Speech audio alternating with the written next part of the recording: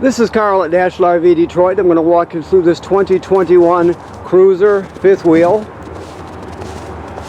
model 28BH as in bunkhouse. So I'm just going to take you around and show you a few of the features and how they work, okay?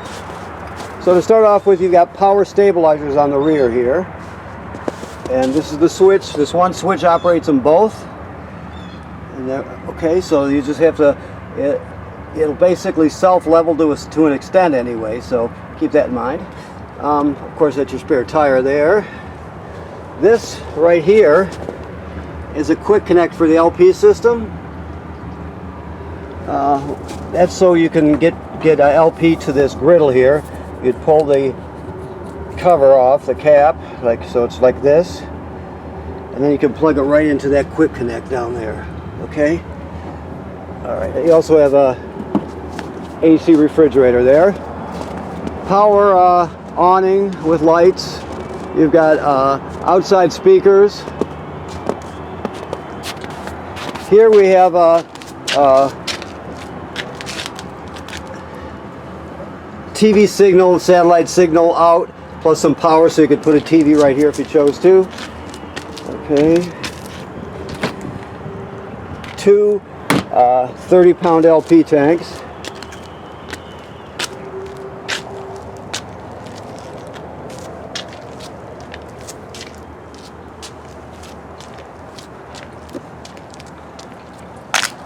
The other one's right here.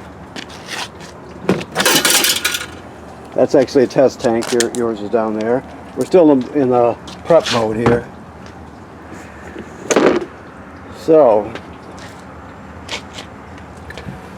this is your water dock here. So you have a sprayer. In this case, it's a spout that fits on here, but you can also use a coiled sprayer if you choose to. Your gray and black tank dump valves right here. The black is toilet water and waste, of course. The gray is sink and shower water. You dump the black first, and then you sort of use the gray to wash things out. Okay. Your city water hookup is right here. All right. That's the most common way to get water. If you're not going to use city water, let's say you're camping somewhere where there's no plumbing, you can pre-fill your fresh water tank right there, and then use the onboard pump to pump it. And this is a black tank flush here, so after you dump your black tank, you can hook the hose of the dump station on there and turn it on. You keep the valve open, of course, and then you'll be able to flush out your black tank, clean off the sensors, just get it nice and clean. So that's a good thing.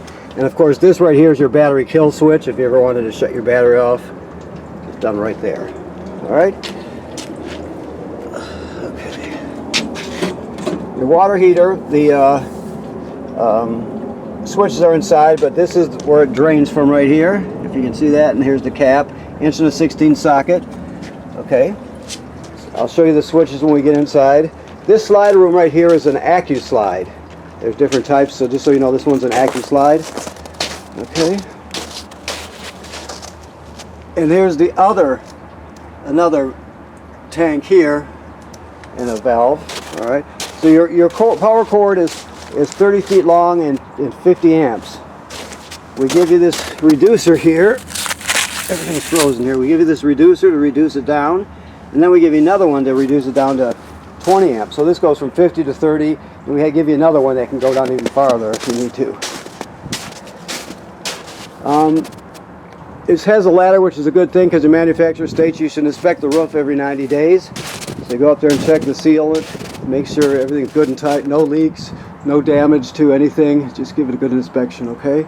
That's showing us we're pre-wired for a backup camera. All right.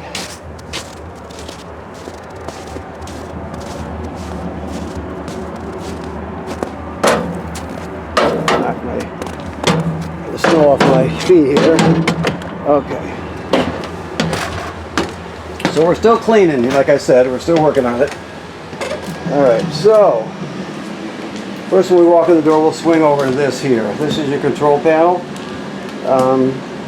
So slide room right here, your awning right here. Never leave the awning out unattended, of course. If you're not using it, you want to roll it in. And Your water pump is turned on here. You use the water pump to pump water out of the fresh water tank if you need to. And you also use it to winterize the trailer. Light your water heater on gas, there. Light it on electric, there.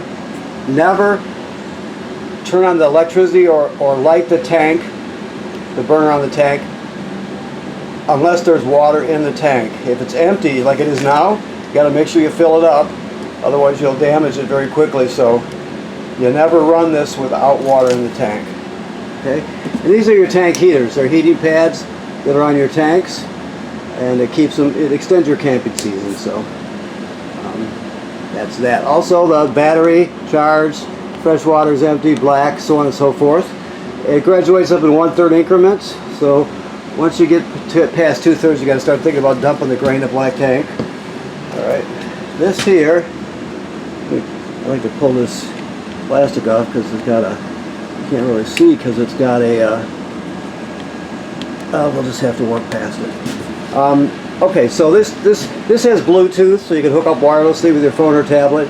It has AM/FM radio right here. It has a USB, so you can stream off a USB if you choose to. And this HDMI is an in if you need to go into the system. Let's say you have a Blu-ray player, and you could a little portable one. You could put it right here, plug it in, and go straight into the system through the HDMI. All right. There's also 2 speaker zones, by the way. Zone A is inside the trailer. Zone B is outside the trailer.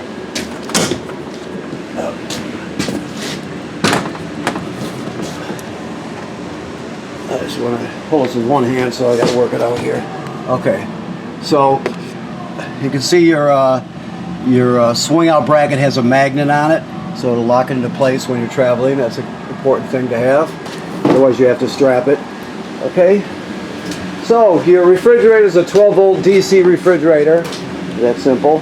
It's nice. Gives you a very deep refrigerator with a lot of space in there. Let me look real quickly here. This device here is your power converter. So what it does, it takes 110 AC from this side. You plug it in, obviously, to campground current or home current, whatever. And then you see you got regular circuit breakers here like you do at home, and then they're all labeled. Okay. Then the power is converted to 12-volt DC over here. So you got 12-volt fuses, and they're labeled. Okay. Also, this 12-volt side is a battery tender, so it'll sense how much energy your battery up front has and needs. And if it's almost completely topped off, for example, it'll just trickle a couple amps to maintain it. If it's low, it'll send 10 amps, whatever it needs to charge it up. So it also tends your battery. Okay. Alrighty. So thermostat, self-evident. You just hit the mode bar and you scroll through until you get to the appliance you want. If it gives you an option of fan speed, try to always use it auto. Always the best way to do it. Okay, so your bunks are here. It's pretty self-explanatory. You have a door there, so this one folds up if you want to. You can put bicycles in there, whatever you want. Some people call that emergency door. Some people call it a bike door. Alright, so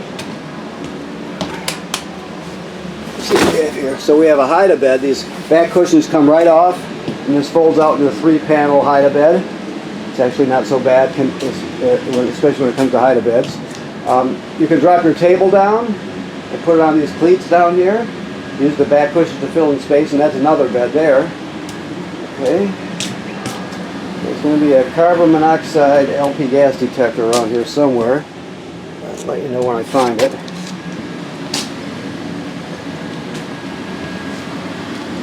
Okay. Must be up here somewhere, maybe. Oh, there it is right there. Okay. Did I turn the radio on, or is that?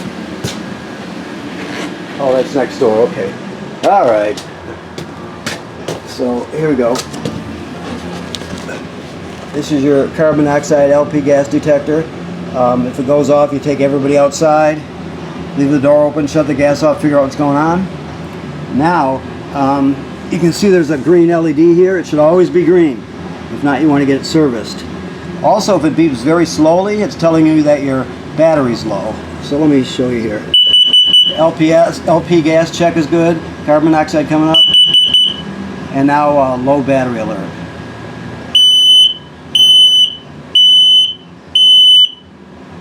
That's it, back to green. If it's not green, get it serviced.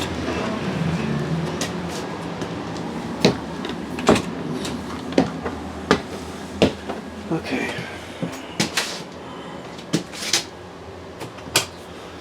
So sink and shower work like in here, it's sink and shower. RV toilets, in case you don't know, although you probably do. There's the flush pedal right there. That's antifreeze in it right now because it's winterized.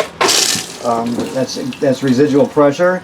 And straight below us is the black tank. So you have to have chemical and water in the black tank before you use it, otherwise it'll have a really bad smell and it can get clogged up, right? So after you hook up your power and your water, you come in here, you put a dose of chemical right in the bowl, you step on the pedal, water will come swirling around, you put a gallon or so of water in there, and then you're set to use it.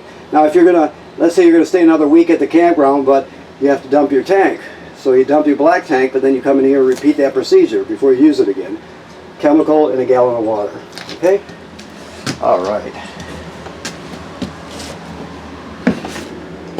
Also, there's a fan. Always run the fan with the shower to pull the humidity out. Okay. Well, that hasn't been made yet, obviously. Okay, let me find the switch here, it'll be all set. There it is right there, okay. So there's storage underneath the bed, of course. You have the TV hookup here, and a backing plate from bracket. You got a decent size closet here. You can actually hang stuff in there, which is in the RV world, which is a really good thing.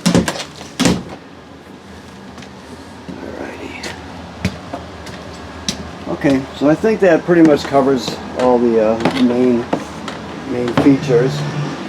I want to thank you for purchasing your trailer here at National RV Detroit. Please remember what I said about inspecting the roof every 90 days. And this is winterized right now, so the water heater is empty, and the water heater is empty and bypassed. Okay? Thank you very much.